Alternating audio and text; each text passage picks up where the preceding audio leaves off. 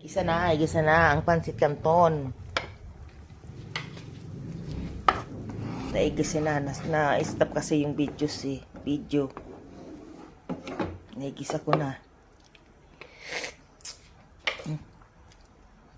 Pansit canton sa Shein. Kaya unahin natin yung gulay. Luto na yung noodles. Lutuin muna natin yung gulay at luto na dati yung noodles eh.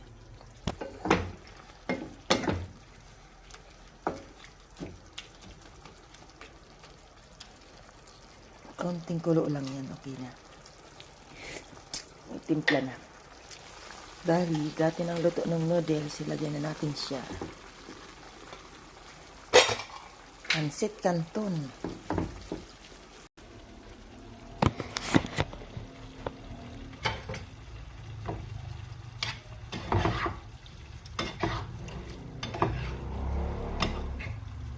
May sabaw.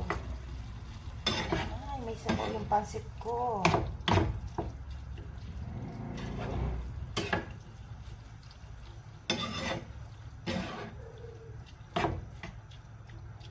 Tuyuin ko yan.